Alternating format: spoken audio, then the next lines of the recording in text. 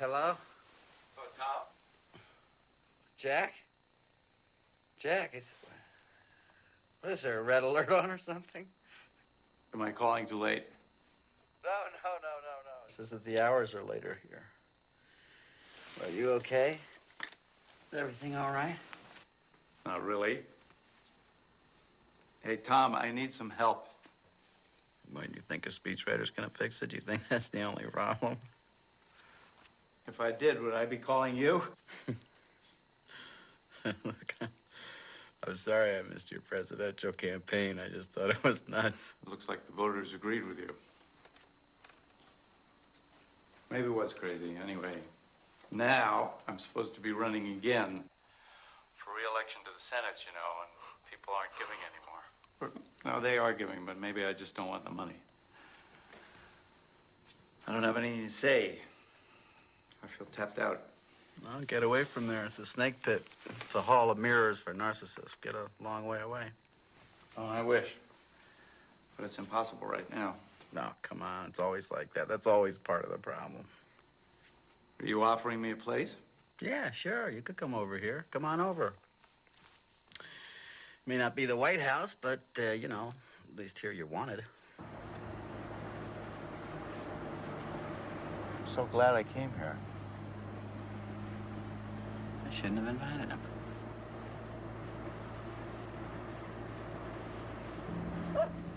Incredible. Look, there it is again.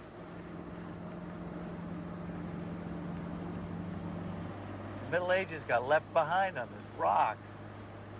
Time just moved on.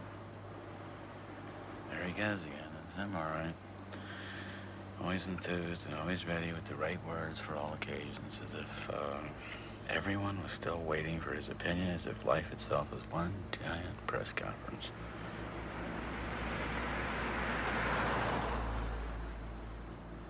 Maybe that's all there is to his public persona. Maybe I've been fooling myself these last 20 years. Always looking for the real guy behind the facade. Maybe the facade is the real guy. This is amazing. Sure it is. Everything's always amazing to the guy. God, why am I bitching all the time? Maybe it's just a premonition that this trip's gonna be a disaster. I can't say that I need Jack's company at this time in my life. I'm residing quite contentedly in my own midlife crises. Thank you very much. This is about as far away from Washington as I could possibly get. Thank you. There he goes.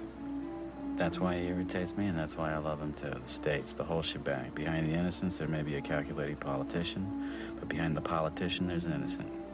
He's still American enough. He doesn't lie well at all. He means it. You want to stop the car and get out and take a look around?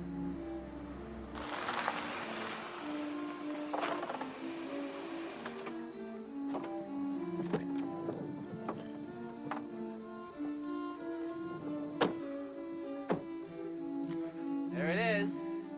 Mont-Saint-Michel'e. What do you think? Beautiful. Yeah, you want to do something different? You want to walk over there? Walk across that swamp? Yeah, just like our ancestors did centuries and centuries and centuries and centuries ago. You're the one that wanted to do all the walking. Come on, let's go. Maybe your ancestors used to do this. But unless my mother likes me, I don't have a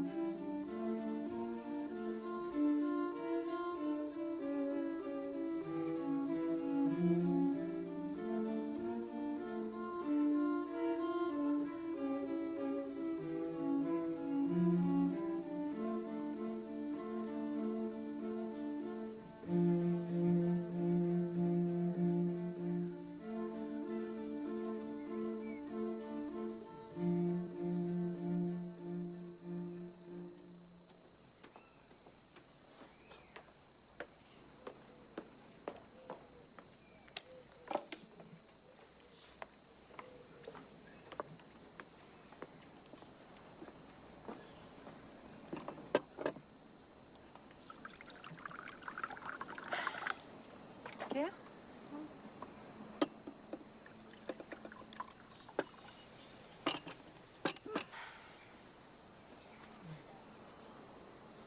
So are we gonna do something today? I thought I'd finish my book. But you always have a book to read. I'm bored.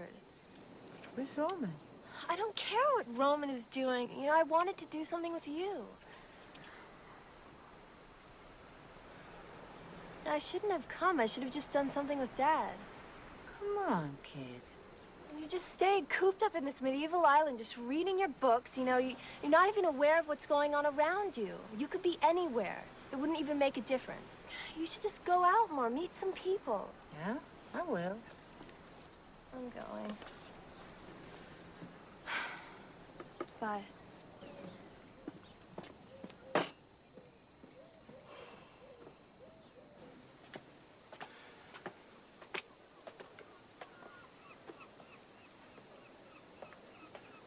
Are you moving to France permanently? What? I thought you couldn't live anywhere but in New York. What about the theater? Did you give that up for good? Well, it may have given me up for good. I don't think I'm enough involved in real estate to live in Manhattan. Or any other business, some other hustle, you know? I lived in New York when I was young inside of it. My friends and I were more interested in our work than in our investments. We weren't invidious, we were nurturing. And then, you know, alimony, the IRS, being denied the right to parent my own child, custody. They brought reality in, and hey, who needs it? You know, when Richard Nixon got on that chopper in 1972, I think the fight went out of all of us, didn't it? The big business took over and set the agenda, and boy, when you buy into big business, when you buy into that, man, you got to emancipate yourself from your morals, or you live a life of squeamishness. Is this our same old argument? I lost my morals, did I? Just automatically by going to work on things and staying inside the system? Well, Jack, you're taking me a little personally. I was talking about myself. I was saying that I got a little squeamish, you know? You know, I know a lot of people that work at a lot crasser jobs than you do, and they're happy, you know? They're happy, they're healthy, they're not depressed, they enjoy the material blessings. Me, I couldn't handle it. I couldn't stand it. I just couldn't. You know, Confucius say of the 39 steps of escape, the best one's flight, so I fled. And here I am in France, where I can pull down my pants. I'm enough of a retarded romantic, I guess, to believe that France is still a place where you can get away and think. So I'll stay. I guess. Or I won't. We'll see. This place is like a fairy tale. How did we wind up here? I bet there's some secret plan of yours behind all this. You know, I bet I could say the same thing about you. No, I just thought you might like to come here to discover that precious quality that the world so desperately lacks. Yeah. Vision. Perspective. Perspective, Jack. This is why the dead are placed in the middle of the town among the houses. Death is a part of life, not separate from it. But you will see there aren't enough graves for all the generations of Mont-Saint-Michel'ians, so Every decade or so, the bones are dug up so new bodies can be buried here. And since they believed you will need your bones again on Judgment Day, they placed them nearby in the charnel house. Oh, that's disgusting. I like cemeteries. And in the back there, in the church, there is a relic of a saint. What's a relic? Oh, maybe a shaving of the saint's fingernail or a scrap of the saint's gift. Tell me, Jack, how do you expect to govern these people, That's a good question. You know, there was an Italian premier once, this was just before Mussolini, somebody asked him if it was difficult to govern Italians. He said, difficult to govern Italians? No, not difficult. Only useless. You didn't say that on the 6 o'clock news. No, but I thought it night and day. Maybe that's why I lost. Anyway, did they really think that their bones would keep until Judgment Day? Well, you got to remember that for them, Judgment Day was right around the corner. They expected it almost hourly. Just like us. I wouldn't say so. Judgment Day for us is different. Not exactly. I think Judgment Day for us is an interruption, a violation, a break in our concept of time. The bomb, the big one, you know? Judgment Day for them was kind of the ultimate day off, not the ultimate off day. They didn't have clocks. There wasn't any mechanical time. Time was season to season, dawn to dusk, Sabbath to Saint Day, and everything led towards Judgment Day. Judgment Day was the reason that everybody was alive in the first place. Judgment Day was a day of deliverance. It's kind of like, you know, Sunday when you get the Times delivered. Time was sacred.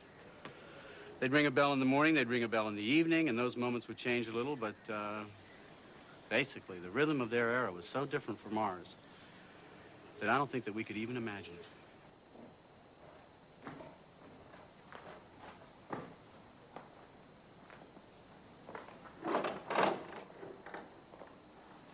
No, I guess we're a little early.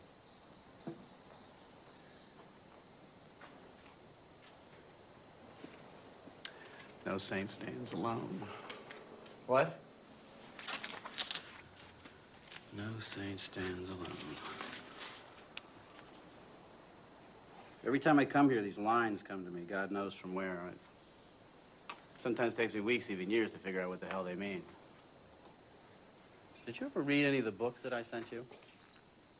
No, I'll tell you, not since you stopped thinking about coming back to help me with my speeches. Did you ever read any of the speeches I sent you? Oh, I tried. I mean, you know. The old attention span is not what it used to be. That's true, mine either. I don't have any attention anymore for anything that's not specific. Poetry just confuses me. Yeah, politics. Politics confuses everybody. Including its practitioners. But I know what no saint stands alone means. Oh, yeah? What? It's the essence of my profession. Because between every politician and his own point of view, there's always 3 fat cats, 2 CAC lobbyists, half a dozen microphones. No man is an island. Entire of itself, every man is a piece of the continent, a part of the main. Therefore, never send to know for whom the bell tolls. It tolls for thee.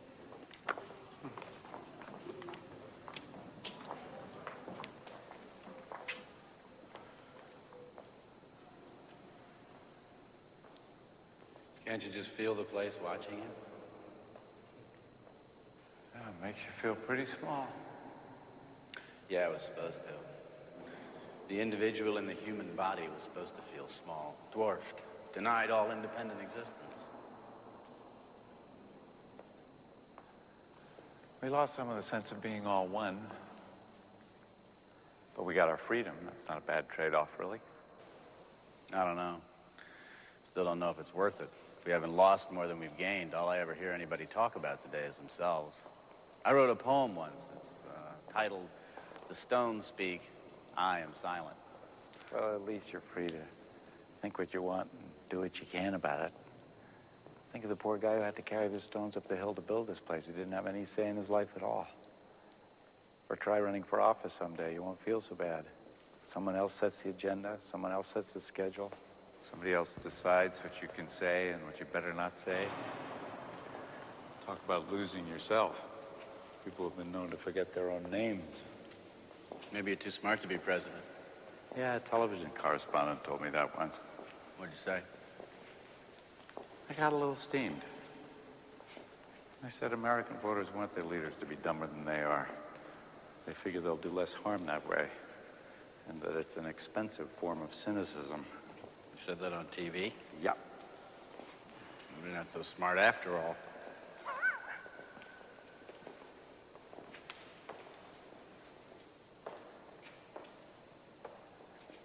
You go through here.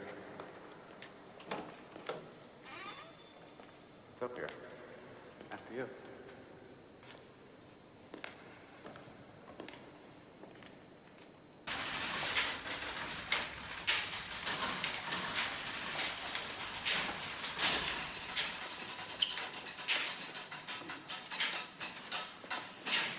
Look at this, look at this, look at this. This thing has been functioning for hundreds of years.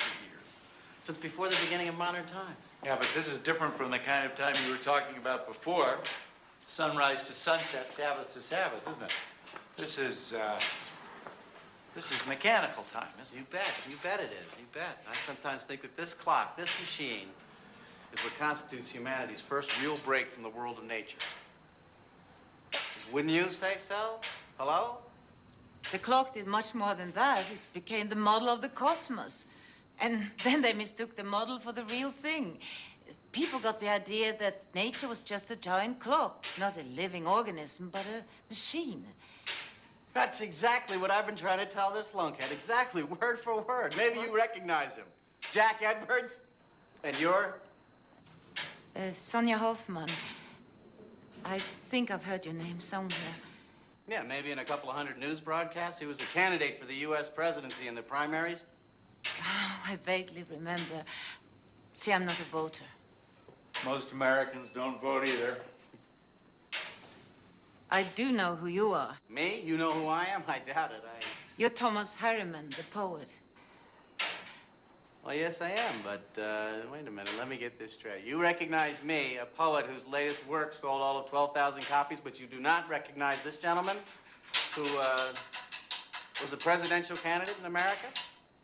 My God, woman, what's happened to your values? What do you do? I'm a scientist, and we do occasionally read poetry. As a matter of fact, I'm doing a lot of it these days. I'm on a sort of sabbatical. I'm an ex-physicist, an ex-American resident, an ex-voter. Ex-wife? This is very upsetting. Why don't intelligent people like yourself bother to vote? Well, forgive me, you politicians make it so hard. The ideas expressed by most of you, right and left, seem to me as antique and mechanical as that old clock. What's that supposed to mean? Well, if I was to explain that, I'd have to go all the way back to Descartes, if you remember him. Yeah? To be or not to be? I think, therefore I am. Yeah, well, we both went to college, yeah. Well, Descartes was the primary architect of the view that sees the world as a clock. A mechanistic view that still dominates most of the world today, and it seems to me, especially you politicians. Mechanistic. Is that a real word? Mechanistic, mechanical, mechanics? Yeah, it's a good word. Mechanistic, as if nature functioned like a clock.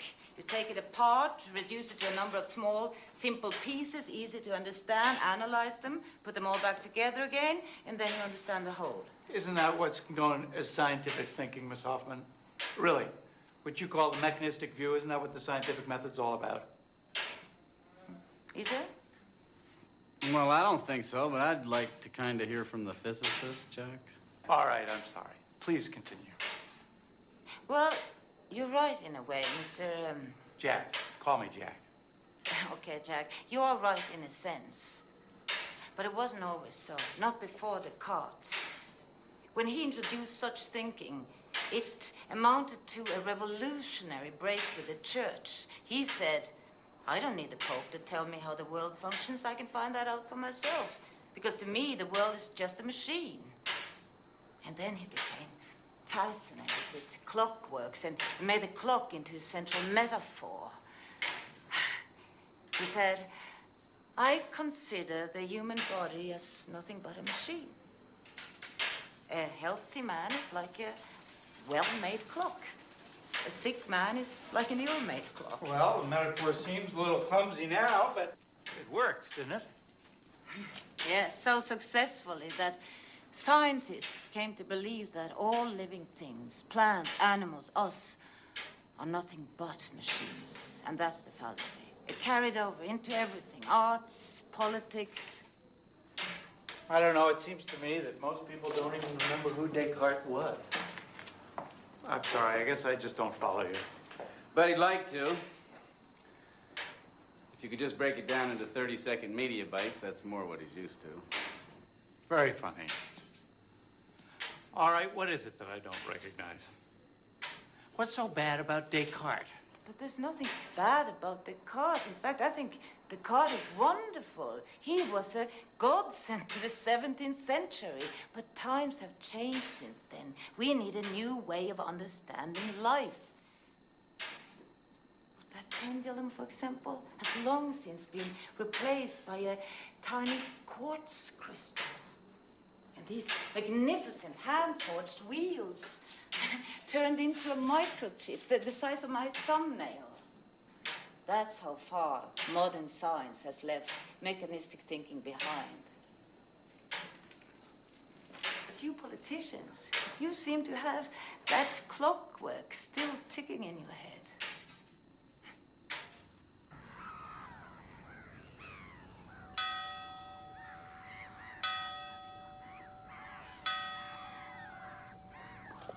Keep on going, Sonia. Don't stop. Who knows? You may just have that vital piece of information that we Pauls, venal and stupid as we are, have been missing out on all along. Well, there you go, thinking in terms of pieces.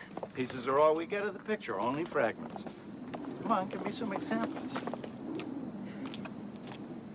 Well, let's take the population problem, for example.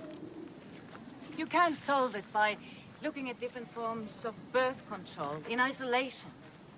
Research has proven again and again that the most effective form of birth control is not a pill. It's economic and social gains which will reduce the desire for large families. That's true.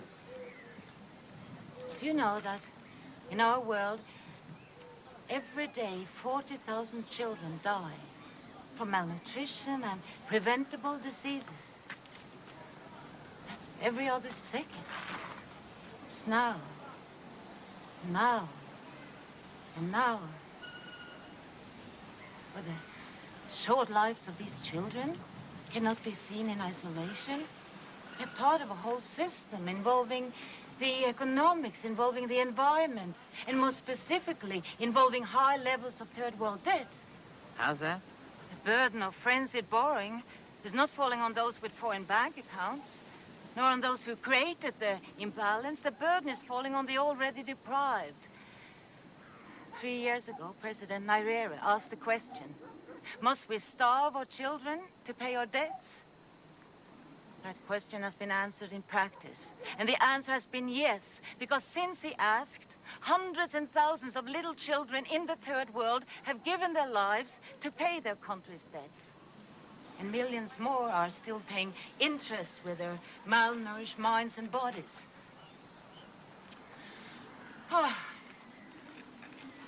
Take Brazil. Do you know that they are destroying the Amazon rainforest at the rate of 1 football field a second? Now. Why? They're trying to pay their national debt with cattle and land speculation. They don't even have time to sell the timber, so they're setting fire to the woods. And our barren forests are one of the main causes of the global warming, the greenhouse effect. And in the meantime, we are pouring our money into the arms race. See, you cannot look at one single of our global problems in isolation, trying to understand it and solve it. Of course, you can fix a fragment of a piece, but it will deteriorate a second later because what it was connected to has been ignored. We have to change everything together at the same time. The ideals, the institutions, the values. All of this sounds kind of familiar. Do you two know each other? Is this a setup? Well, all right. What do I think of this? Yes, the problems are complex, but you're just looking at the dark side because so's our capacity to respond, isn't it? Communications, data banks, technology. We already have the tools to deal with a lot of these problems, even if they are more complex. Candide himself, the eternal optimist. But don't you see that all these new technologies, they're causing more problems than they solve? In medicine, for example, there's been an overwhelming increase in technology, but the costs have spiraled concurrently. It's become medicine for the rich. And public health hasn't improved significantly, although public health would improve dramatically if we just changed our eating habits, for example. But instead, the experts are occupied with making artificial hearts. But if our agribusiness had fed us better instead of chopping down the rainforests in order to make cattle ranches, in order to produce more and more red meat, which is one of the direct causes of heart attacks, then maybe we wouldn't have to spend so much of our money on artificial hearts, and so on and so on. Well, this is all examples of interconnectedness. But Sonia... All right, supposing that you're right and everything is connected to everything else, as you say. Still, you've got to start somewhere, don't you? So that's the real political question here. Where do you start? By changing the way we're seeing the world. You see, you're still searching for the right piece to fix first. You don't see that all the problems simply are fragments of one single crisis, a crisis of perception. Oh, good. The world is coming to an end, and you say it's a crisis of perception. I'm sorry, that's a little abstract for me. And all of this stuff about modern medicine, all your criticisms. I mean, I may be a doctor's son, but you have to admit that this mechanistic medicine has been pretty successful. Well, up to a point. But simply by blocking the mechanisms of a disease doesn't mean healing it. I mean, it's like in politics. It's just shifting the problem to another sphere. Are you going to help me in this, or are you going to leave me stranded out here in this argument by myself? I'm going to leave you stranded. I'm going to leave you stranded. Okay. A person goes to a doctor today with recurring attacks of gallstones, and the doctor takes the gallbladder out, and lo and behold, the pain goes away. Now, you could say that the doctor is working from a poor perceptual model, that he just concentrated on a part of the clock that wasn't working and removed it. But the fact is, the patient is out of his pain, he's feeling better, and the clock is ticking again. His perceptual model worked. But is everything that works good for the system? Oh, come on, Sonia, that's disingenuous and not at all useful when applied to politics, which is, after all, a system that is based on people. It's the art of bringing people to agree on a certain course of action. If that course of action succeeds, the people are satisfied. If not, they're not. It's as simple as that. If it works, it's good, period. But isn't that exactly what you said, why politics doesn't work anymore? That politics, you said, needed to become the art of the impossible? Whose side are you on? Hers, obviously. She's intelligent, gracious, and she's more attractive. Listen, Jack, I'd like to get back to the systems. You know, you called me dishonest. No. Yeah? Let's talk about the gallbladder again. Let's say the gallbladder is out and the pain is gone. But what about the stress that might have brought the illness on? If that stress persists, he's probably gonna get sick again. Or let's say he had changed his nutrition much earlier and done some exercise. He may never have developed the gallstones in the first place. See, a little health education might have been much cheaper than the operation. A lot less painful, too. But our system doesn't encourage prevention, it encourages intervention. Okay, you're not disingenuous, but to blame all this on a French philosopher who's been dead for 300 years, isn't that a little out of proportion? Maybe even a little eccentric? No, not if I'm right. See, my point isn't to condemn Descartes' thinking. It's simply to recognize its limitations. Might have been extremely useful to perceive the world as a machine for 300 years, but that perception today is not only inaccurate, it's actually harmful. We need a new vision of the world. What's that quotation? It's foolish for a society to try to cling to its old ideas in new times, just as it's foolish for a grown man to try to squeeze into the coat that fit him in his youth. Something like that. Thomas Jefferson. Maybe you're not crazy.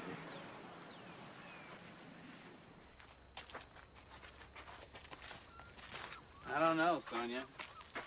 This new vision of the world might just be some sort of millennium madness, some kind of St. Vitus's dance of the mind as we approach the year 2000. No, everybody's aware now. We can make ourselves extinct at the press of a button. And we're soiling every square foot of land, sea, and air. That water looks clean, but it's not, is it? Not really. Nothing is. The English Channel is one of the most polluted bodies of water in the world. And the oysters around here are famous, aren't they? Soon they won't be safe to eat. Not only that, this water is radioactive, contaminated by a nuclear plant a few miles from here. Yeah, I read about that too. Politicians can read. They know all about these things, and some of us think about them every day. I know I do. But we have to deal with a different set of constraints, different kinds of interdependence than the ones you're talking about. If, let's say it turns out to be true, that what you said is true. Cattle are brutally treated, loaded up with chemicals, too much red meat is bad for you, and the landscape's being wrecked by overgrazing. Let's say all that turns out to be true. So for good health and 100 other reasons, I help enact a tax on the consumption of red meat. The way we tax tobacco to make people think twice about that kind of consumption. What a wonderful idea. We could do cancer and heart research for the revenue. Yes, and I'd have 50 lobbyists pounding on my door while 100 different meat producers, political action committees poured money into my opponent's campaign, and my switchboard was lit up all day long with calls from senators and representatives and governors of all the meat-producing states. But okay, Sonia, just for you, let's say that I take all that on.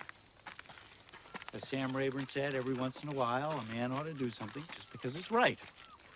But if, on top of that, I come out against a few weapons programs and try to do something about acid rain and sponsor a bill supporting increased funding for solar energy, you know what?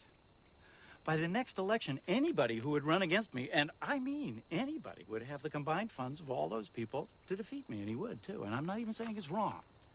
Because when you get that far out in front of public opinion, that's the way they let you know. So I do what everybody else does, from the lowliest congressman right on up to the President of the United States. I pick a few crucial issues that I think are crucial, a part of your whole, and I persist and persist until I get somewhere if I'm lucky. And for the rest, I mark time. I wait. I go along. I trade off.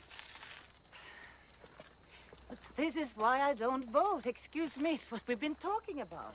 You get people to eat less red meat, and then you do something like paying off the farmers, buying up surplus butter and subsidizing its price.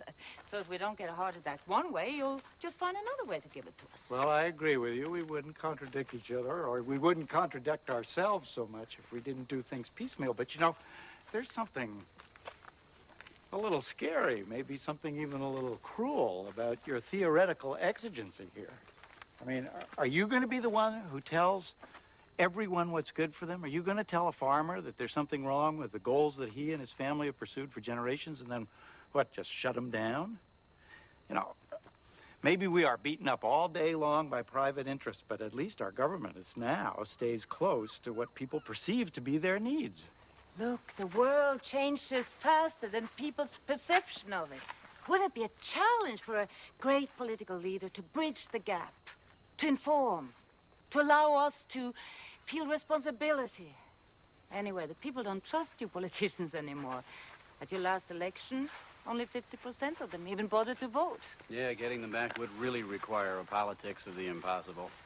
What a great campaign slogan. Where were you when I needed you? I'd vote for it. Oh, good. I get the poet vote. Well, politics of the impossible. Yeah, you might get my vote, too. Great. Add to that the support of all well-informed but non-participating women living on medieval islands, as Mel Victor is.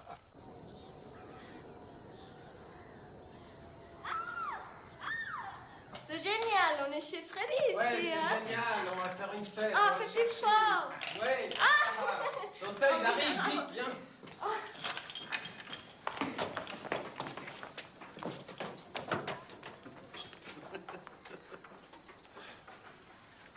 Why does that make me angry? Oh, probably because they don't want to have anything to do with us. They don't believe in us. There isn't really any reason why they should, Jack, except their own eventual aging.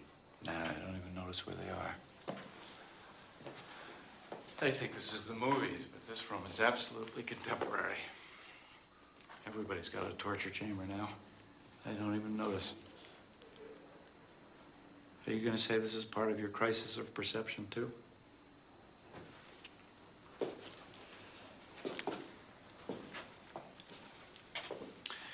Here, maybe we're all led a little towards death, like wolves to the weak.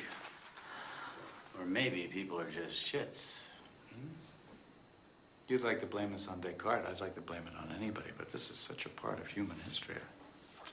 Well, I don't know about Descartes, but I do know that Francis Bacon presided over the witch trials of King James I at a time when millions of women were tortured or burned for practicing folk medicine or worshipping pre-Christian goddesses or simply because they were unusual. I would probably have ended up on the stake myself. See, I don't believe it was a metaphor when Francis Bacon wrote that nature had to be hounded in her wanderings, bound into service, made a slave. He even said that scientists, with their new mechanical devices, had to torture nature's secrets out of her. Did you notice how he uses her when describing modern nature? As if nature was nothing but a witch.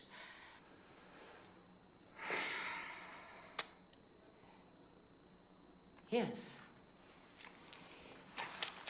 It's actually fair to say that this room represents a crisis of perception.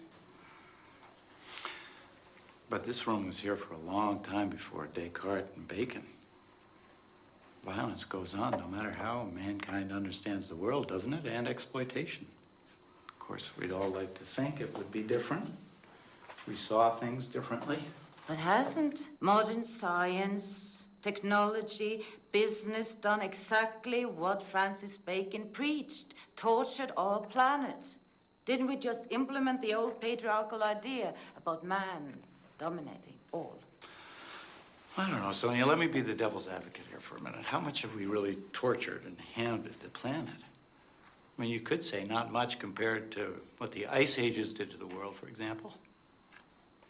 And who says that nature can't cope? We're all scared to death about the disappearing ozone layer, but we only started studying ozone levels about 10 years ago. It could be that these so-called holes in the atmosphere have been appearing and then disappearing again since the beginning of time. Couldn't it? Could be that nature has a healing mechanism that we don't even know about. It could be that this hysteria about ultraviolet rays is nothing more than that, just hysteria. That's exactly what they said about the German forests only a few years ago. And look at them now. More than half of the trees in the Black Forest are dying. We can't explain it away any longer. We simply cannot take the risk. And right here around this island, the tides are slowing down. Maybe because of silt building up from garbage being dumped in the bay or from the overuse of fertilizers.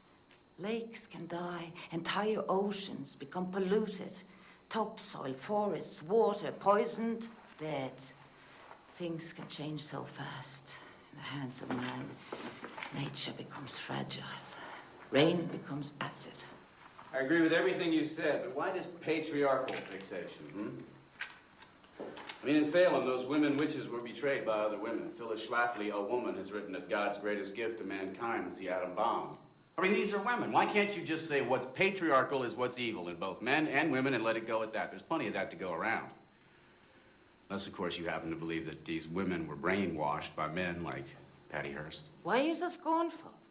Look, there are two great principles functioning in this entire living world. The male principle, pick the adjective, the aggressive, dominating, whatever, and the female principle, nurturing, caretaking, gentle, whatever. What I am saying is that these two principles may have been in a rough balance, but now the men, and yes, I do think it is the men, have created the tools, the weapons, both intellectually and physically, to bring these two principles way out of balance. We have been placing mechanistic tools in the hands of power-oriented patriarchal people. I'm saying you men are out of control now. And I, you, we all, we are the victims. So what's the risk? What's wrong with giving the female principle an opportunity? And I say, let's get out of this room. It's having a torturous effect on our relationship.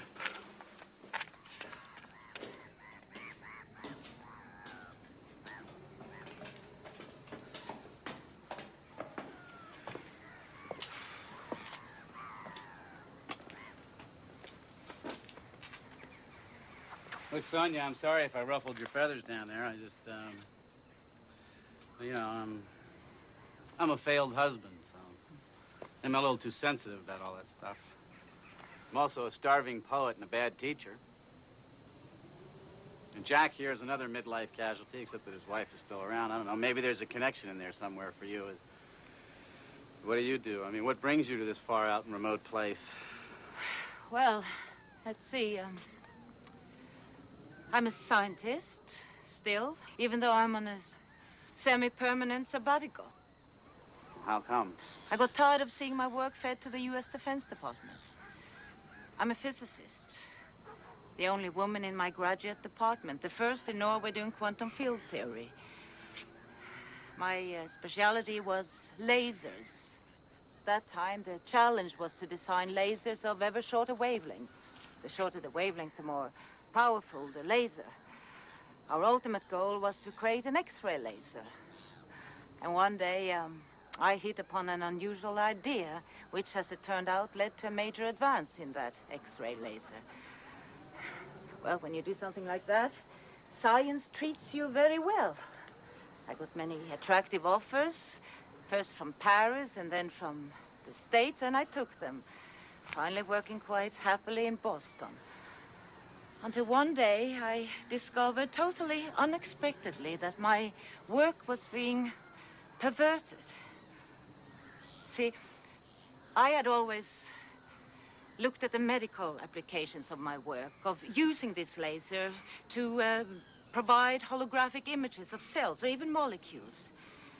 It could have helped us solve so many puzzles, even the formation of cancer cells.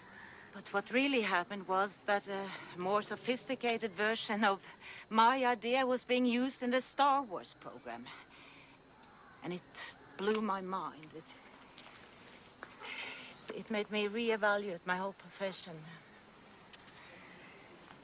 Anyway, to cut it short, in the midst of other events, I just got up and left.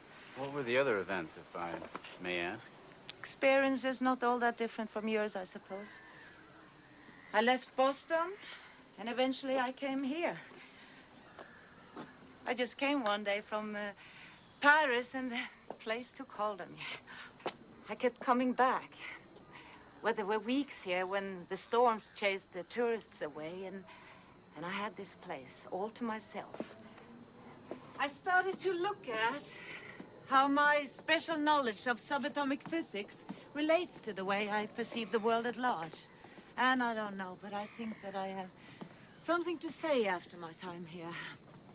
I don't know yet if it will fit into a coherent whole, but this is what I think about when I take my morning walks, which today, for some reason, brought me to you two.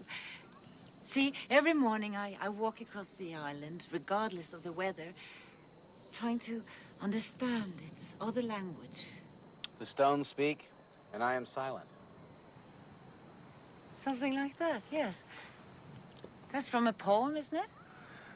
Well, maybe, I don't know, you know. Do you ever write down any of your thoughts? Oh, yes, all the time.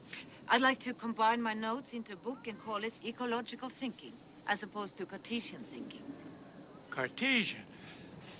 Yeah, Descartes wrote in Latin. His Latin name was Cartesius, hence Cartesian. Really? I thought it meant map-like, like a map. No, you didn't. You thought it meant like a la carte. Yes, like a menu. Then his name would have been Menusian.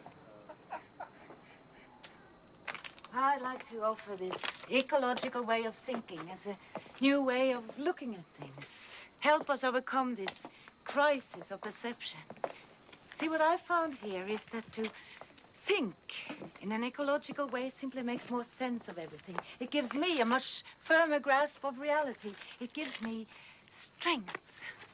Knowledge is power? Yes, but in the sense of personal empowerment, not that old male urge for power over others. Descartes' evil empire again? Descartes had a dream. It was really Isaac Newton who made that dream come true, who transformed it into scientific theory, into power. May God us keep from single vision and Newton's sleep. William Blake. I'm very impressed.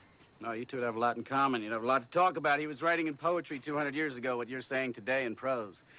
He hated Newton. He hated the concept of single vision. He dedicated his entire life to making art that denied single vision. Of course, the people of his time thought he was a crank. Whereas they revered Newton almost as a god. By reducing all physical phenomena to the motion of material particles, the motion caused by the force of gravity, he was able to describe the exact effect of gravity on any object with precise mathematical equations.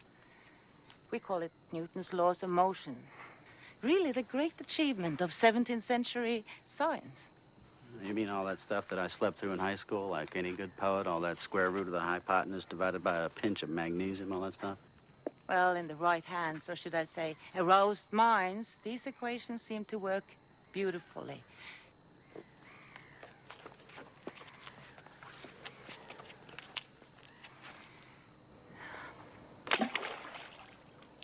I could use Newton's equations to calculate and explain every motion of that throw, from the ballistic curve to the ripples in the water.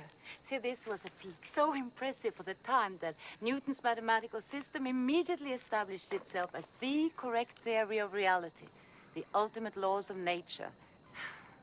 Descartes' dream of the world as a perfect machine was now an established fact. It brought with it such wealth of benefits for people. People could do things they'd never been able to do before. It was irresistible. And of course, the old notions of the world as a living organism was swept away. So what's wrong with Newton? Kit. Well, this is my daughter Kit and her friend Romain.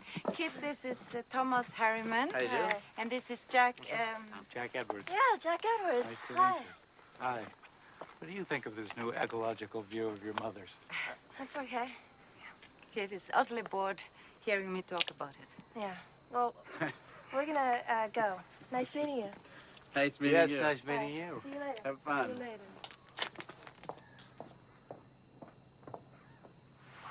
Oh, so she's living here with you?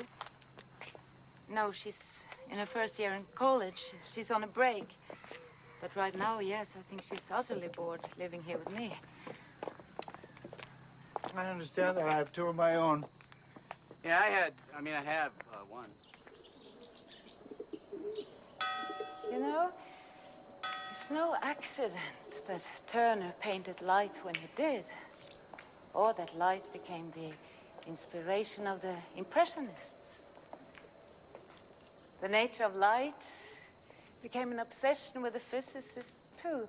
See, none of them could visualize how the light of the sun reached the earth.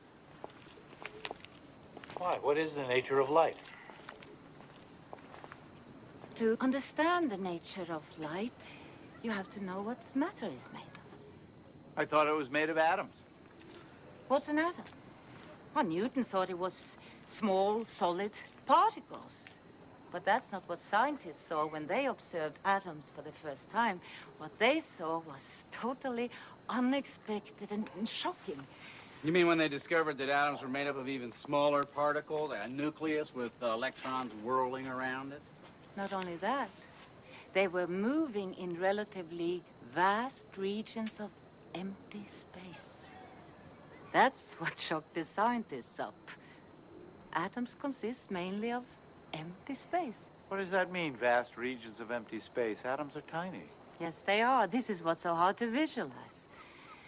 See, the size of atoms is so far removed from our ordinary sense of scale and proportion that it's extremely hard to get a feeling for the relative sizes and distances of their particles. Ask yourself, how many atoms are there in an orange? Now, to answer this, you'll have to blow up the orange to a size where you can actually see the atoms. You'll have to blow up the orange until it's reached the size of the Earth. The atoms inside of it will then be the size of cherries. Myriads of cherries tightly packed into an orange the size of the Earth. Wow, what an image. I'm serious. I was trying to shrink the earth orange back down into the size of an orange and imagine all those cherries whizzing around inside of it. Made me dizzy. This is a dangerous height to be dizzy at. But okay, you say that the atom is the size of a cherry and that in that cherry atom there's all this empty space. Well, what about the nucleus? There is a nucleus in there, right? I mean, how big is that? That's where we're going here, isn't it? Invisible is the answer. If we blow up the atom to the size of a football, the nucleus would still be invisible. If we blow up the atom to the size of a sphere that would fit into this room here, the nucleus would still be invisible. What if you blew it up to the size of this island, to the size of the rock we're standing on? Okay. We would blow the atom, the cherry, up to the size of this island. Okay, then the nucleus would be the size of a small pebble. Something like that. And the electrons would be much smaller still. We would have to look for them all the way down there at the edge of the island. And the whole space in between would be empty. Wow, that's fantastic. It's weird. It's even weirder than poetry. So what you're saying is that if there were a sphere large enough to contain this whole island, what it would actually consist of is a pebble and a few grains of sand. That's all this huge sphere contains. In other words, nothing. It's empty. But if this rock is made up of spheres like that, then what makes it so solid? Why can't I pass my hand through it? Why don't we fall through it? Yeah, why don't we fall through everything? Why doesn't everything fall through everything? Well, you see, this is the obvious question that physicists had to ask.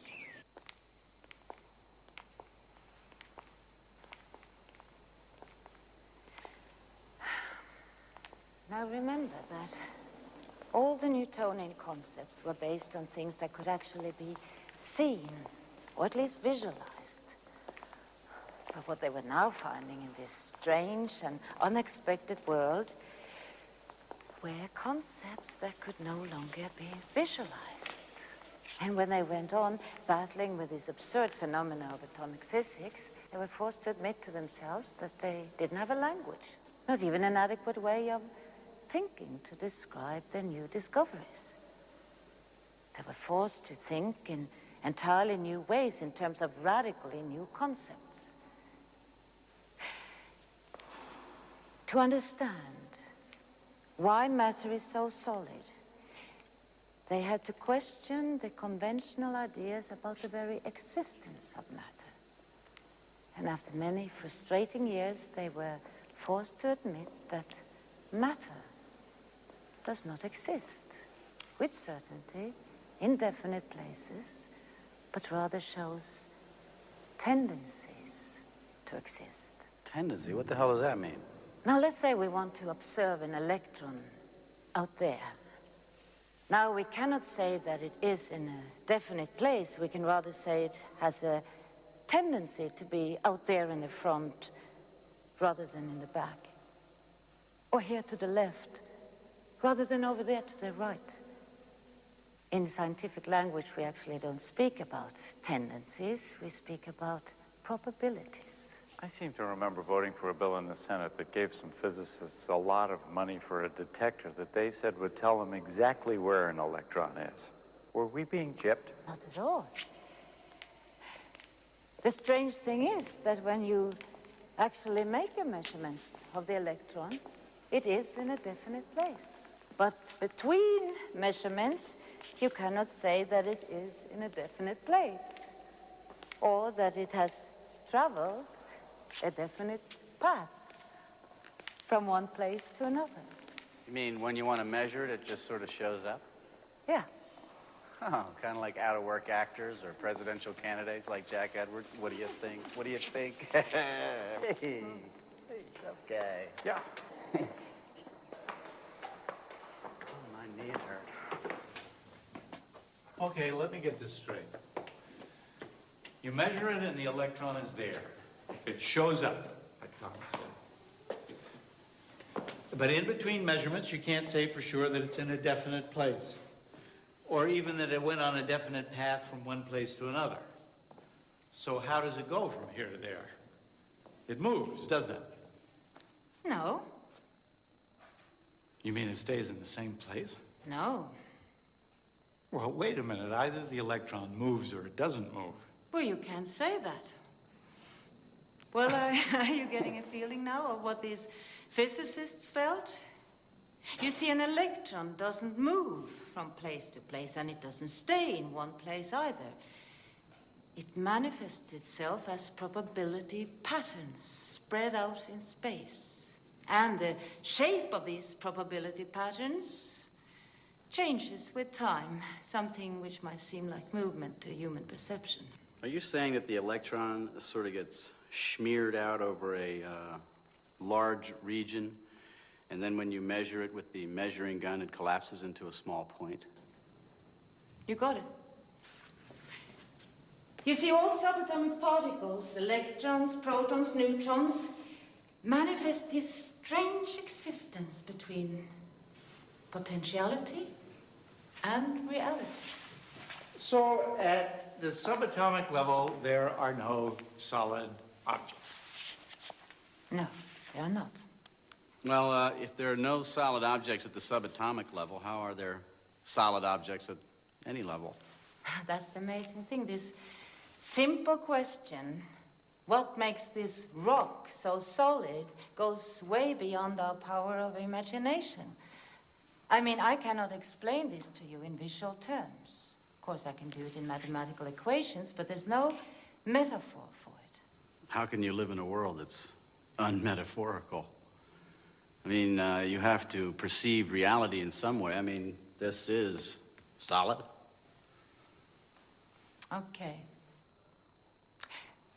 Let's take an atom from within this granite, a silicon atom with its 14 electrons.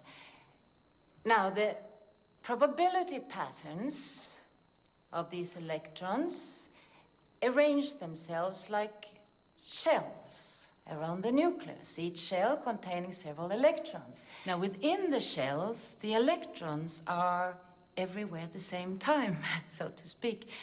But the probability patterns that resemble shells are extremely stable and very hard to compress. Matter is solid because probability patterns are difficult to compress. That's as good as it gets. So I was right to sleep through Mr. Giddis's physics class. That little model he made out of Tinker Toys with sticks and balls, that was wrong, right? Right, wrong. Yeah, it's a lousy visualization, but then no one did it any better. If the doors of perception were cleansed, everything would appear as it is, infinite. William Blake.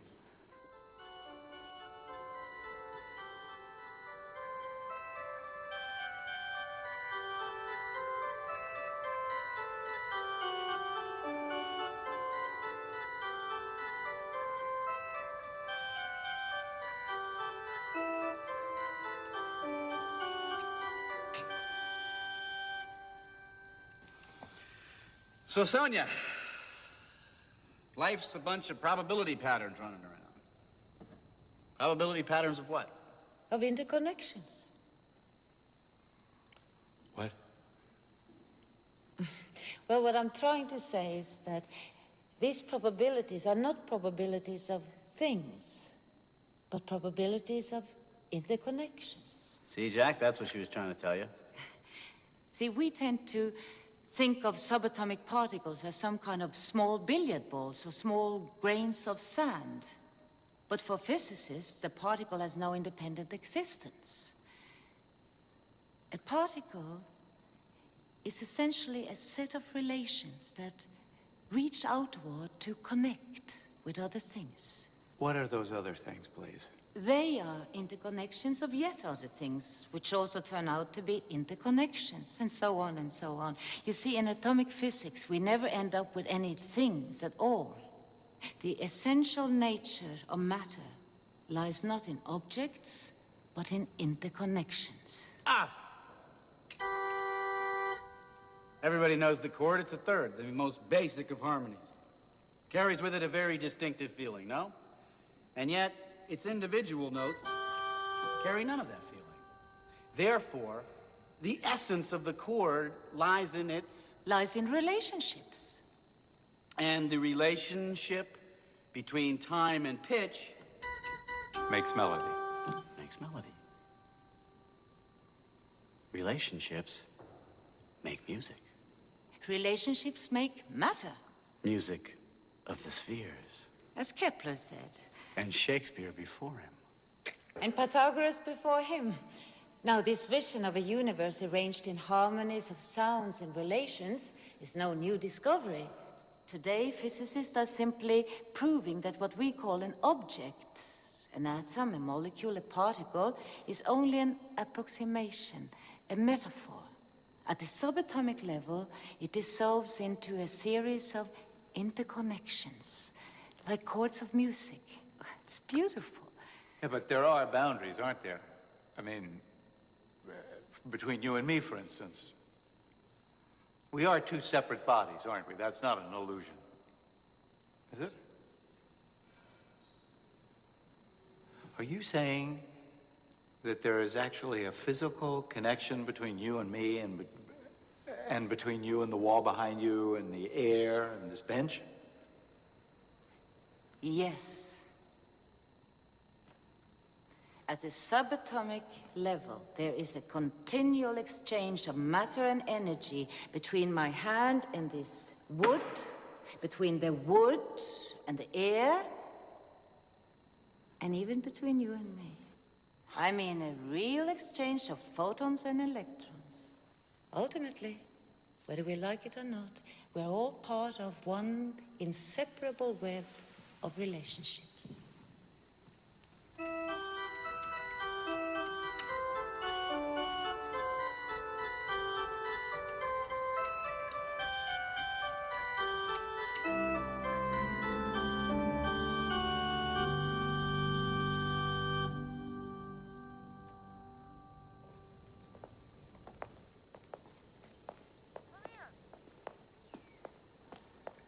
How does all this explain light?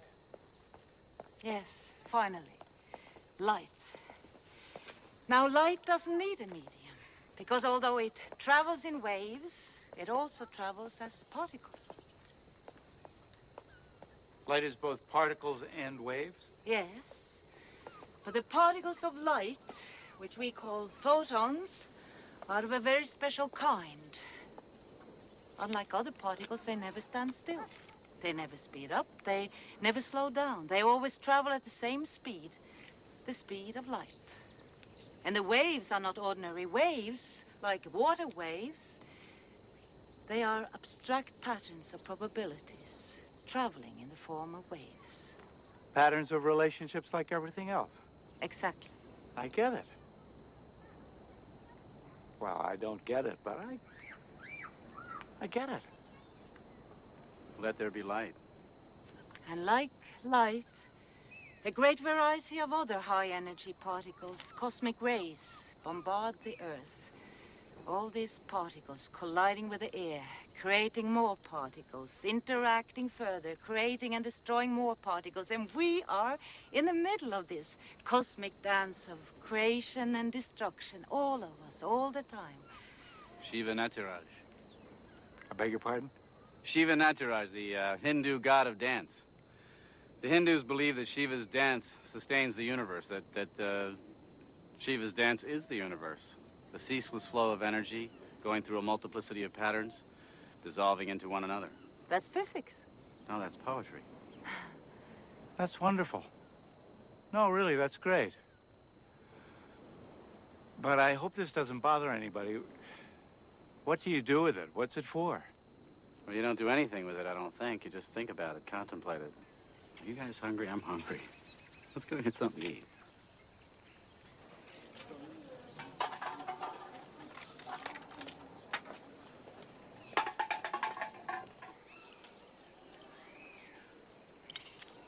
How can they do that here? I mean, how can they do that anyway? It's your fault. What? Well, okay, it's not your fault. It's physicists' fault. They made the bomb. You can't blame littering on the bomb. Why not? The bomb made the whole planet disposable. Littering is an expression of powerlessness. Like, hey, what difference does a little more crap make? It's all going anyway. Kaplooey, you know? Maybe you're right.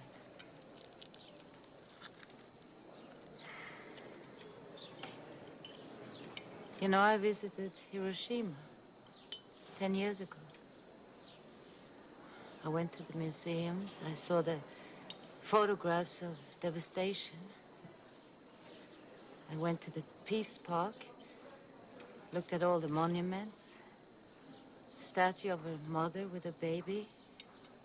A statue of a goddess enveloped in paper cranes. Big peace bell.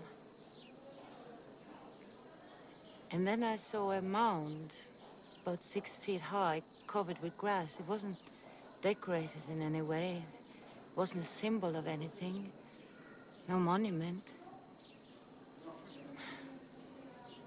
It simply contained the ashes of the atomic bomb victims.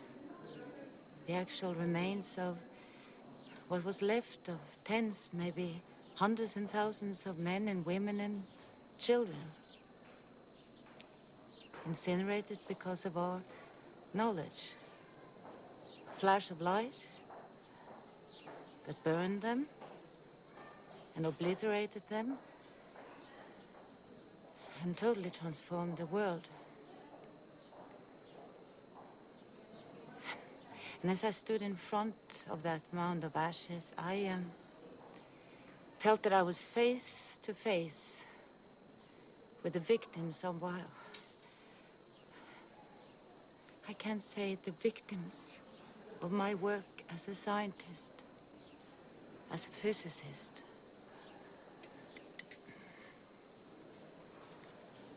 I cried.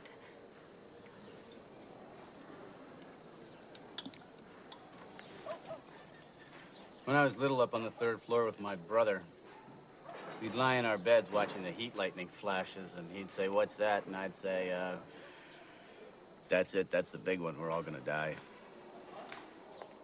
You can't make yourself responsible for Hiroshima, Sonia, just because you do physics. You didn't invent the bomb. And even if you had, somebody else decided to use it, a politician. Oppenheimer said he felt he had blood on his hands, and he did invent it. But President Truman's answer was, who the hell does he think he is? I'm the one who ordered them to drop the damn thing. Even Oppenheimer wasn't to blame. Scientists are supposed to figure things out. It's up to the rest of us to figure out what to do about it. I'm sorry, Sonia. I was only kidding. Maybe littering is more an expression of poor toilet training. Like, I don't know. Maybe we could change the subject. There's no accountability for scientists, as there is for other professions. Why aren't we obliged, like medical doctors, to not use our knowledge destructively? It's not that simple, I don't think. Oppenheimer said he had blood on his hands. He had regrets after the fact. I have regrets because of my X-ray laser. See, I'm responsible for the consequences of my discovery. You know, we never talked about responsibility at the university, not at my time. We never discussed ethics. We were never taught value thinking. No one induced upon us the wisdom of the American Indian tribes who made all their important decisions with the 7th generation in mind. We were never taught to think about the future that way. We were taught in our closed rooms that we were doing pure science in the pursuit of pure truth, the noble pursuit of pure truth. Well, that's what science is, Sonia. Don't be so hard on yourself. No, that's what science was, maybe. But pure science hardly exists today. The scientist isn't sitting in his lab anymore, choosing to work on what fascinates him most. Science is expensive. The Pentagon, who pays most of it, decides what is fascinating. 70% of all science done in the United States today is paid by the military. We give our knowledge away without thinking about the values, without thinking about who is responsible. Well, but there is oversight. I've served on some of those oversight committees. Scientism is an irrational belief in the truth of science. It's become a religion today. It's not a good religion, but it is a dominating religion. And people, of course, who see what miracles physicists are able to achieve, like going to outer space or splitting atoms or making bombs, believe that scientists who are so powerful also must be very wise. And so they don't question their work anymore. And they leave their own responsibility in the hands of these people they envision to have this power of knowledge. And although they know that scientists are doing scary things in the shadows, they just hope that they will be careful. And then scientists hand over their responsibility to those who are paying them. And I know what happens when you hand over your responsibility to those who pay you, like I did with my laser. It broke my heart. If you're worried about the possible dangers of genetic engineering, who do you go to for advice? You have to ask a scientist. He's the only one who understands. And you pretty much have to take his word for it, too, because often you don't know even what questions to ask. Science should welcome your questions, because science itself should question everything. You know, these oversight committees hold hearings from time to time where the public is invited to comment. Maybe you should be there. A person like you might be able to do some good. He's still running, only the Terminator can stop him. Should we get the check? I'll pay. Oh, no.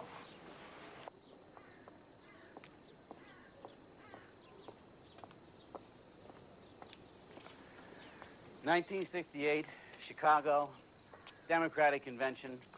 The cops are getting ready to charge the demonstrator, and I'm standing there next to this guy who I have never before seen in my life, and I say to him, well, I'm going home. And he says, don't go home, go into politics.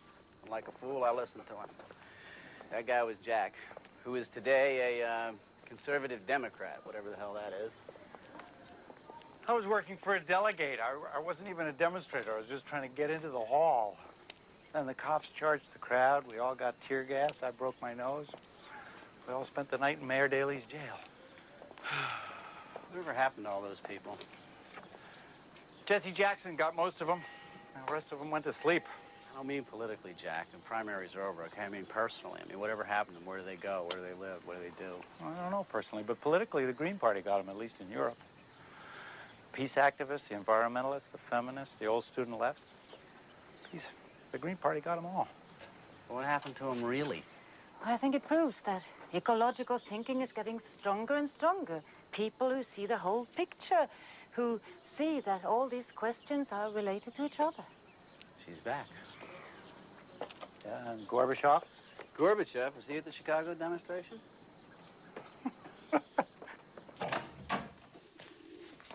Mom, I thought you were with those men. Yeah, they're out there. Hello, Mom.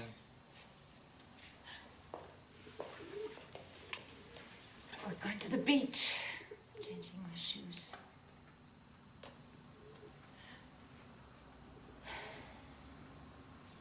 What's the trouble? Nothing. Did I do something wrong? No, it's just, I can't stand you talking about what's wrong with the world and your new vision of reality when what I hear and what I think is that you're talking about your own problems, or how you yourself feel disconnected.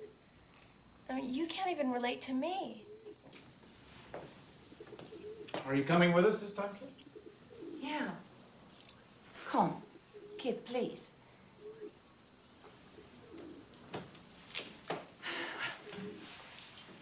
Do you mind if I go? No. Mom, I like Jack. Be real with him. Don't bore him to death. Kid, he's a married man. It could do you some good.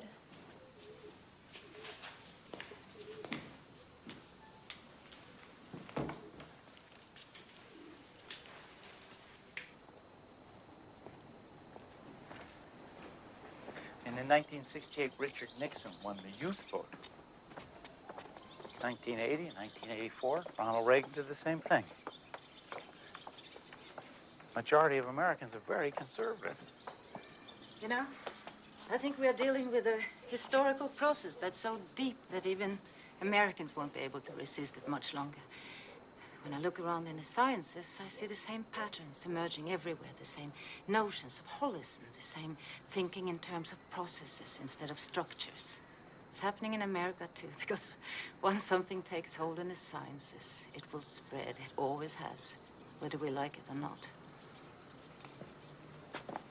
I'm glad to hear you say that. I thought you'd given up on America.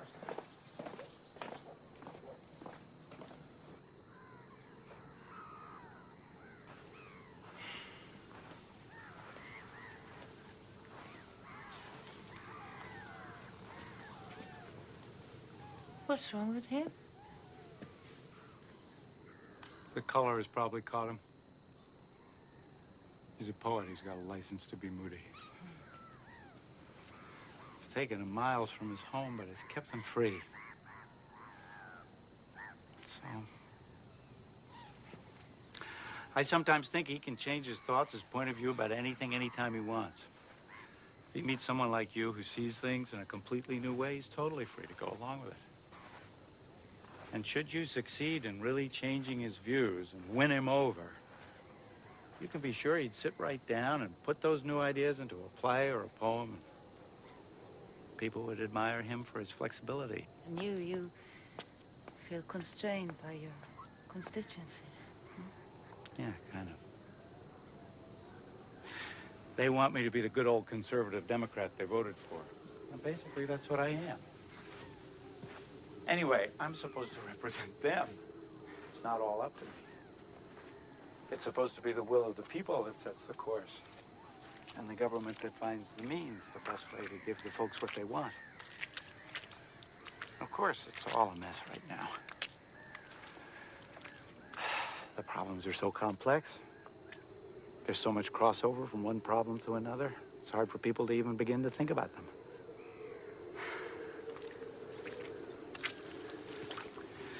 But still, I think Thomas Jefferson was every bit as great a mind as Isaac Newton was.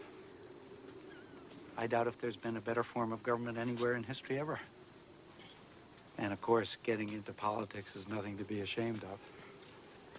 To me, it's still the biggest challenge there is. But things are changing faster and faster every day. A few years back, the greenhouse effect was just a theory, and now we're just not keeping up. But Sonia, the question is, can your ideas change that? Hasn't a lot of what we've been talking about been discussed and recognized already, and all recognized in all the environmental legislation? Clean water in 72, clean air in 77, 12, 14 years ago, and we're still falling behind. So can your ideas make these things move faster? I mean, if you're going to wait for most of the people to be ready to go along with you before you move, which is what you have to do. I'm sure you're not a secret lover of dictatorships, but wouldn't it take some kind of totalitarian regime to put ideas as comprehensive as yours into effect? So how does all this translate into politics, or doesn't it? Is this just going to be the best conversation I've had in months, or is there still a chance you can get me elected president? That's what I'd like to know. Jack, you're still asking me for a program. I'm trying to make you embrace a vision. But you just want to know what the packaging is. I'm a practical man. I'm from Missouri. I thought you were from the East Coast. That's an expression. It means show me. Devising policies, that's your job. I do think that as long as you continue looking at things through that old patriarchal Cartesian Newtonian lens, you're gonna miss out on what the world really is. You, we, all of us, we need a new vision of the world, and we need a more comprehensive, more inclusive science to support us. There is a new theory emerging now, which places all the ecological concepts we've been talking about into one coherent scientific framework. We call it systems theory. The theory of living systems. Living systems? Mm-hmm. All living organisms as well as social systems and ecosystems. See, this theory would help us get a much firmer grasp on the sciences that deal with life. Are these all your own ideas, or do other people share them? I mean, has this been applied in the sciences anywhere? Am I a crank? It's okay, Senator. This is real science. And many scientists, including some Nobel laureates, have been working on these ideas. Prigozhin, Bateson, Maturana, just to mention a few. Yes, it is science, but of a new kind. Instead of concentrating on basic building blocks, the systems view concentrates on principles of organization. Instead of cutting things to pieces, it looks at the living system as a whole. How can you think usefully about things in this holistic way? That's what I don't see. You can contemplate them, you can look at them, as Thomas says. But if you want to do something, if you want to get into specifics, by definition, don't you have to take things apart? How can you talk usefully about a tree without talking about its roots or its leaves or its bark? Oh, I could, without even naming the parts you mentioned. Well, a Cartesian would look at a tree and conceptually take it to pieces. But then he would never really understand the nature of the tree. A systems thinker would look at a tree and see the seasonal exchange between tree and earth, earth and sky. Would see the annual cycle, which really is one big breath the earth takes through its forests, providing us with oxygen, a breath of life, linking the earth with the sky and us with the universe. A systems thinker would look at the tree and see the life of the tree only in relation to the life of the whole forest. Would see the tree as a habitat for birds, a home for insects. But if you look at a tree and try to understand it as something separate, you will be bewildered by the millions of fruits it's producing in its lifetime, because only 1 or 2 trees will grow from those fruits. So if you look at the tree and see it as a member of a larger living system, that abundance of fruits will make sense, because hundreds upon hundreds of forest animals and birds will survive because of them. Interdependence. And the tree cannot survive on its own either. To draw water from the ground, it needs the fungus that grows at the tip of each root. And the fungus needs the root to survive, and the root needs the fungus. If one dies, the other dies. And there are millions of relationships like this in our world, each depending on each other for life. The systems theory recognizes this web of relationships as the essence of all living things. Only the uninformed would call such a notion naive or romantic, because this dependency we all share is a scientific fact. A web of relationships. Yes, but this time it is the web of life itself. The theory of living systems actually provides you with an outline of an answer to that eternal question, what is life? Okay, Sonia, let's hear it. What's life? Well, in system language, the answer would be the essence of life is self-organization. What's so funny? What is life, ma'am? Well, life is self-organizing. I mean, it's very nice. That's very, very, very, very, very, very nice. That's very nice, ma'am. That's very, very nice. That's very nice. But I don't know. It just sounds to me like something out of Alice in Wonderland. Maybe there's somebody down here that speaks your language. Jabberwocky? Well, you know, as Merlin once said to King Arthur, don't dishonor your feast by rejecting what's come to it. Sip. What is life? Life is self-organized. Well, that's just extraordinary. Yes, it is. And it means something specific, too. It means that a living system is self-maintaining, self-renewing, self-transcending. What does self-maintaining mean? Well, it means that a living system, although depending on its environment, is not determined by it. Take the yellow fields of rye around this island. With all the rain here, those fields should be green all year round, but every summer they turn yellow. Why? Well, to use a metaphor, each plant remembers that it originated in the hot and dry climate of southern Asia. It remembers, and not even a dramatically different climate can change its inner workings. Self-maintaining, self-organizing. I see. What about self-renewing? What does that mean? Take us. Like all living organisms, we are constantly replacing ourselves in continuous cycles. Much faster than you can imagine. Your pancreas, for example, do you know that it replaces most of its cells within 24 hours? That means that you wake up with a new pancreas each morning and a new stomach lining as well. And your skin, do you know that your skin falls off at the rate of 100,000 cells a minute? Do you know that most of the dust in our homes consists of our own dead skin cells? That'll get into a poem.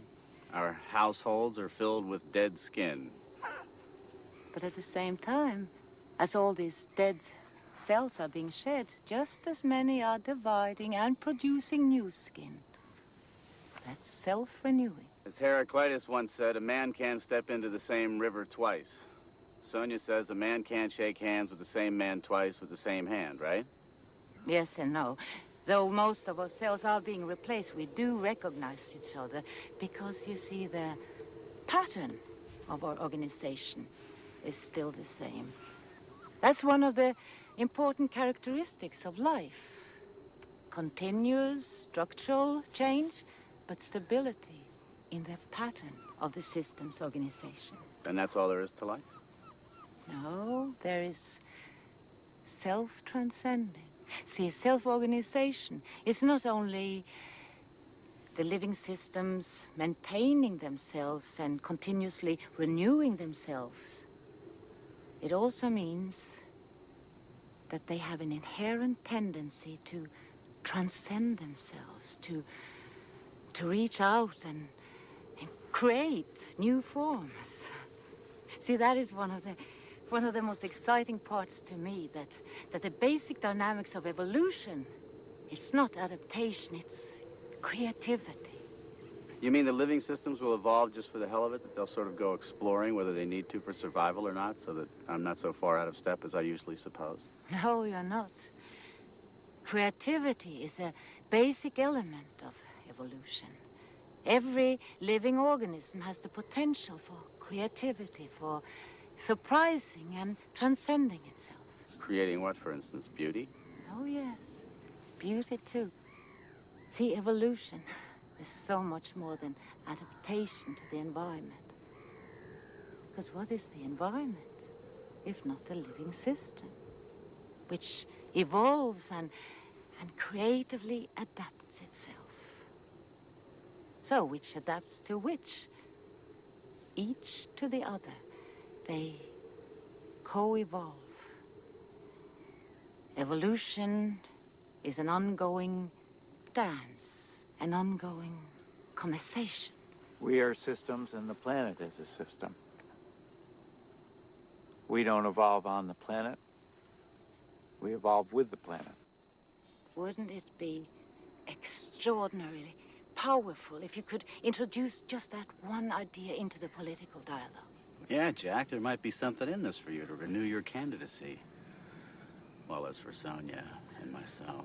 I bet you're going to say that it was my destiny to come here and meet Sonia and listen to these ideas.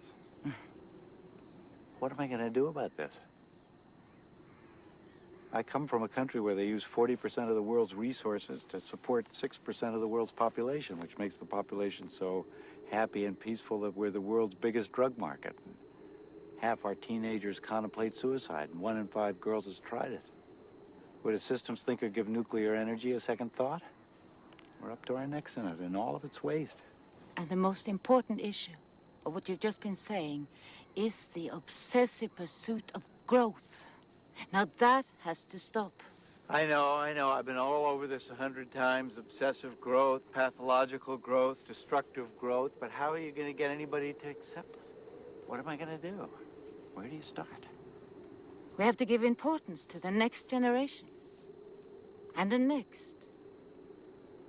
See, it was only when we failed to include them in our scientific theories and in our pursuit of growth that we placed all living systems in jeopardy. Just contemplate that horrifying fact that we are leaving to our children the most poisonous of wastes, plutonium. It's going to remain poisonous for the next generation, and the next, and the next. In fact, it's going to remain poisonous for 500,000 years. We should never have accepted that theory, knowledge is power. We should never have accepted the idea that what's good for General Motors is good for America. We need a sustainable society, one in which our needs are being satisfied without diminishing the possibilities of the next generation. But you're asking me, what should you do? I don't know what you should do. You know what you should do. I know that what worked for me was to come here, be quiet, and take one thing at a time, think one thought to its end. Now, that was my first real step. Telling you was my second. You can't pass the buck that easily. How about doing something direct about this? How about helping me? How about joining my staff? What do you mean? I don't know. Finding a way to get these ideas of yours into the political mainstream. You say it's urgent. You say the ideas are practical. I'll give you a chance to prove it. Of course, it'd be frustrating work. You'd have to watch a lot of lying and wheeling and dealing. You'd have to learn how to compromise, too. You'd have to get your hands dirty. Well, I get them dirty the way I want, here. In my ivory tower, where I can sit and think. Something that Jack, with his tenacious pursuit of the common good, not to mention his own career, just doesn't seem to understand how an individual can want to get away. A long, long way away. Thousands and thousands and thousands of miles away. So that you can have the luxury of being a voice crying in the wilderness instead of being one of many voices trying to be heard over the clamor. Believe me, I can appreciate being here. I can understand why that'd be nice. I see the pedestrian nature of political work, but look, if you're going to say no, don't say anything. Just think it over.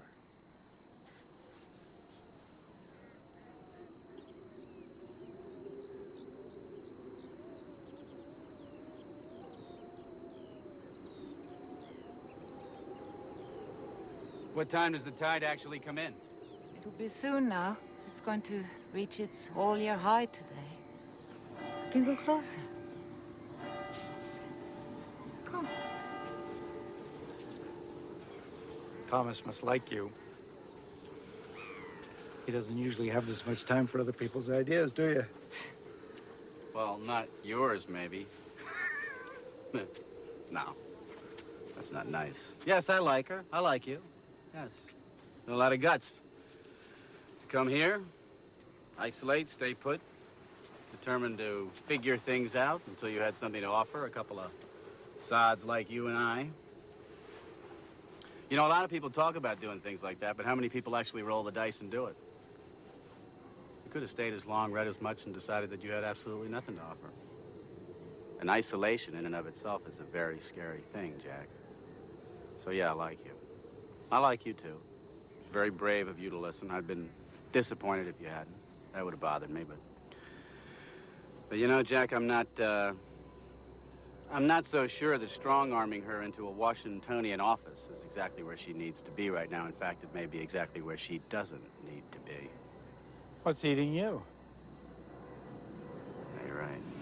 What is this, group therapy?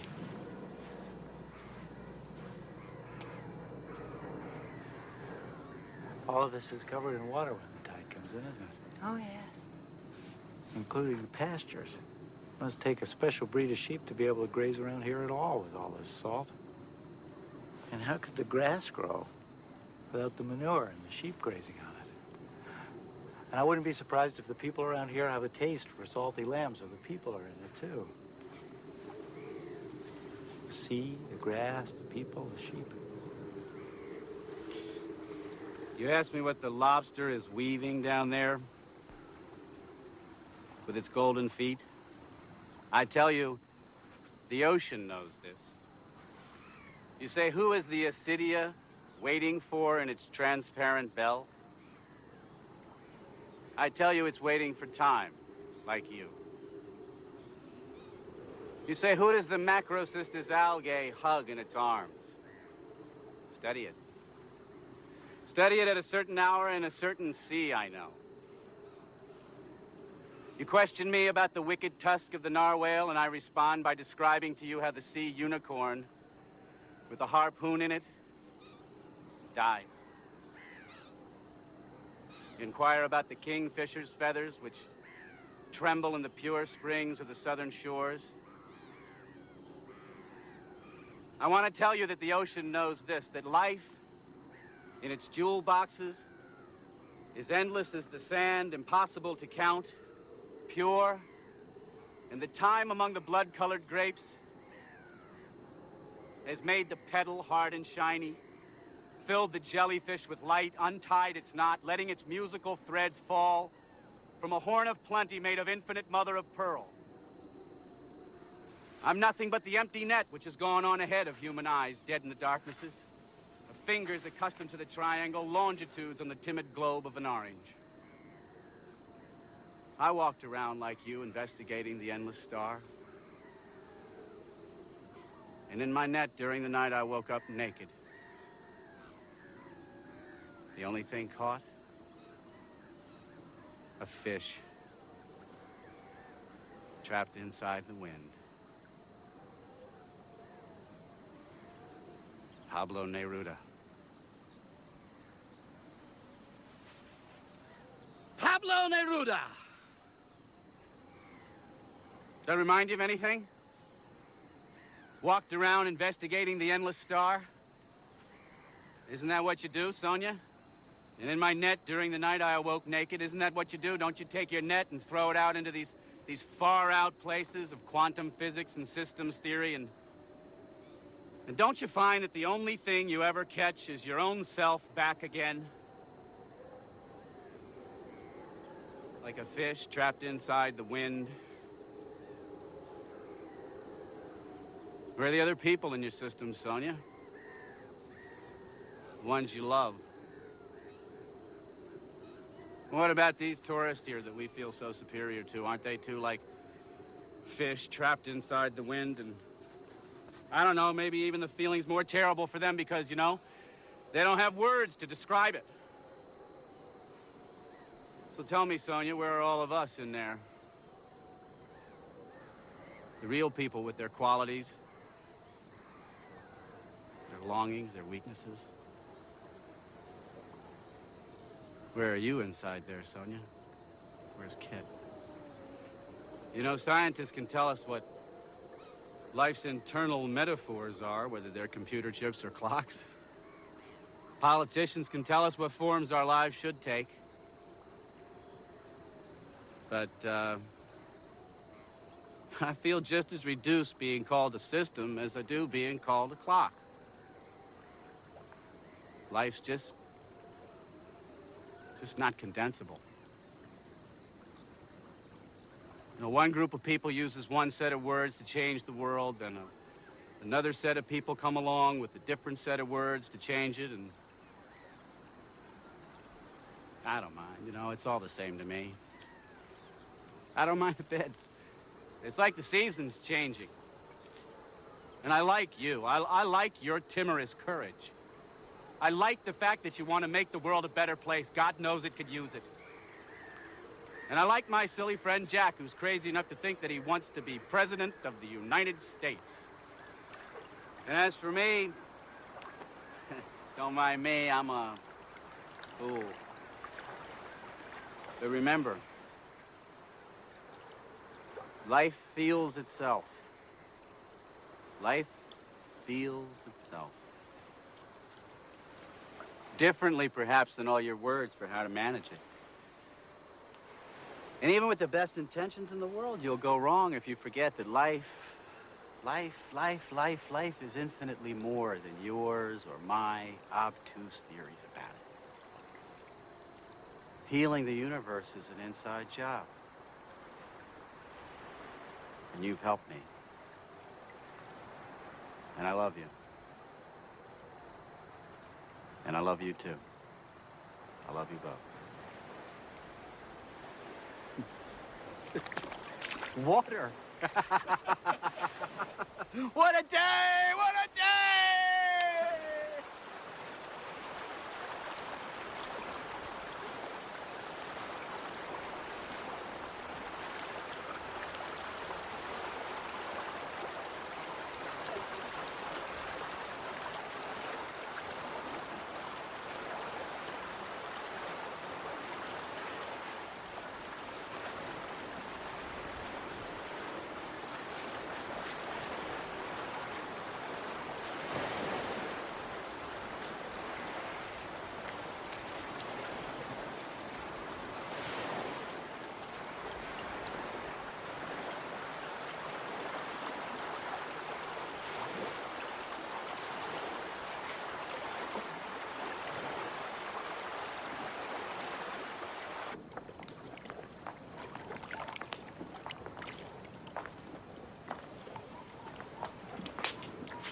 Well, if we're going to go, we better leave now. Well, why don't you just stay? I don't know, why don't you just come? Anyway, thanks. Thank you. Don't thank me. I love the day. I hate goodbyes. Maybe it's not goodbye. Please think about what I said. Let us know how the water rises. Does that matter? Of course it matters. Let it get all the way back to the line. Let it renew itself, right, Sonia? Maybe come to Paris to let me know. Or Washington. Or New York.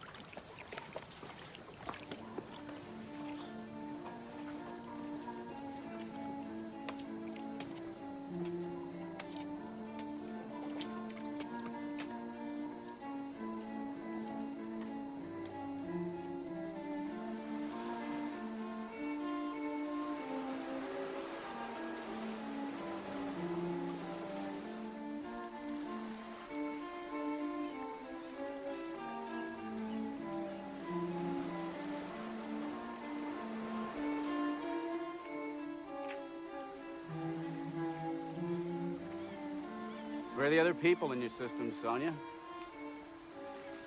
The ones you love.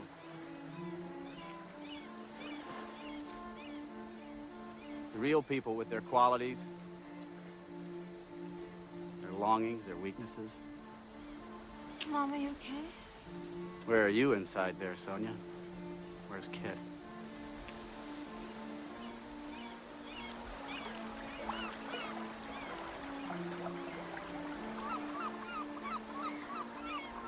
What are you thinking?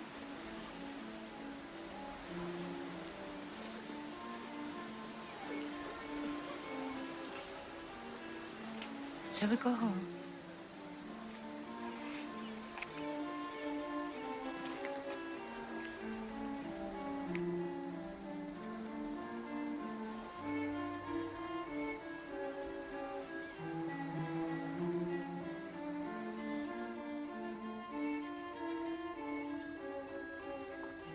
I feel like my long weekend in France has just come to a close.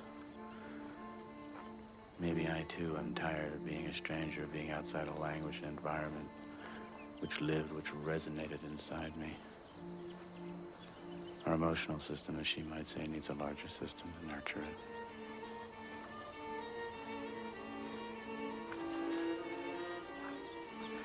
Doesn't make any difference. You're locked in with the people you know. You need to belong somewhere.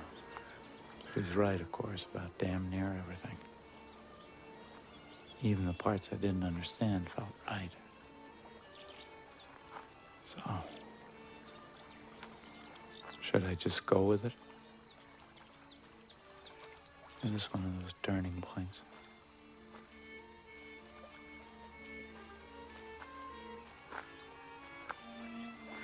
You, the woman, I, the man, this the world.